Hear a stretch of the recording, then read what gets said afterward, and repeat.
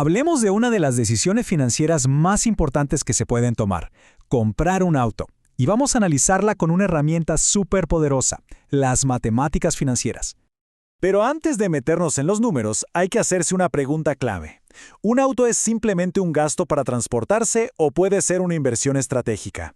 La respuesta, como casi siempre, está en los números, y hoy los vamos a descubrir juntos.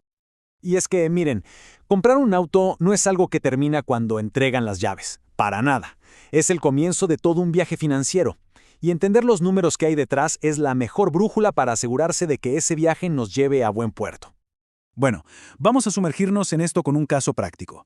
Vamos a analizar dos autos que en realidad representan dos filosofías financieras completamente distintas. No se trata solo de elegir un vehículo, sino de elegir una estrategia. Por un lado, tenemos el Volkswagen Polo Track.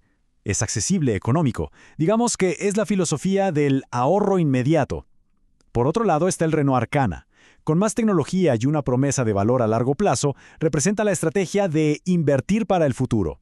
Pero, como veremos, el precio de lista es solo la punta del iceberg. Ahora sí, entremos al corazón del asunto, el financiamiento. Aquí es donde los números de verdad empiezan a contar la verdadera historia. A ver, para entender bien lo que sigue, tenemos que conocer dos conceptos clave. Está la cuota uniforme o fija, que es la misma cantidad todos los meses, muy predecible. Y luego está la cuota geométrica, que es creciente. Empieza más bajita, lo que puede sonar muy atractivo, pero va aumentando con el tiempo. La pregunta es, ¿cuál es mejor en la práctica? Vamos a verlo. Vamos a empezar nuestro análisis con el auto de mayor valor, el Renault Arcana, para ver cómo se comportan estas opciones de financiamiento cuando la suma de dinero es más grande.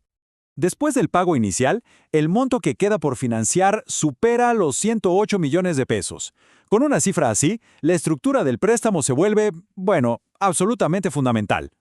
Miren esta tabla. Con la cuota uniforme, el pago es siempre el mismo. Pero fíjense en la geométrica. Empieza más baja, sí, pero miren cómo termina. Es significativamente más alta. Y lo más importante, echen un vistazo a la columna del total de intereses pagados.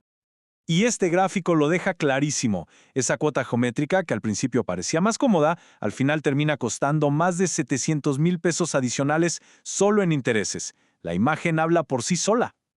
Pasemos ahora al otro camino y veamos qué pasa con el Polo. ¿Se repetirá el mismo patrón con un préstamo más pequeño? En este caso, el monto a financiar es mucho menor, 30 millones de pesos.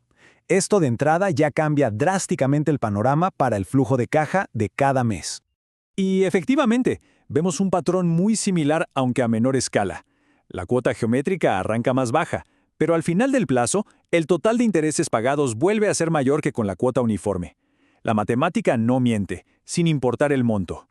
Pero ojo, que el préstamo es solo una parte de la ecuación. Para tomar una decisión que sea de verdad inteligente, hay que ampliar la mirada y analizar el costo total real de tener un auto. Una decisión inteligente tiene en cuenta estos 4 factores. Ya vimos el financiamiento y los intereses, pero a eso hay que sumarle el mantenimiento, el desgaste y un punto crucial, la depreciación. El valor de un auto casi siempre disminuye con el tiempo, y la velocidad a la que lo hace puede variar muchísimo entre modelos. Y todo esto nos lleva a la conclusión más importante de este análisis, porque al final no se trata solo de autos, se trata de una mentalidad que se puede aplicar a todas las áreas de la vida.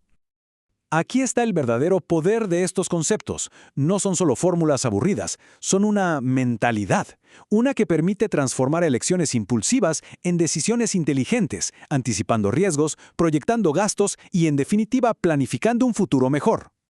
Hay una cita que resume esta idea a la perfección. Ser responsable con las finanzas es un acto ético. Se trata de pensar más allá del gasto de hoy y actuar con conciencia, sabiendo que cada decisión tiene un impacto futuro. Así que, al final, las matemáticas financieras son precisamente eso, el motor, no el del auto, sino el motor que impulsa las decisiones inteligentes que nos llevan a donde de verdad queremos llegar en la vida. Porque detrás de cada cálculo, de cada cuota y de cada tasa de interés, hay una historia de sueños y metas. La pregunta que queda en el aire es, ¿qué historia van a contar los números de cada una de nuestras decisiones?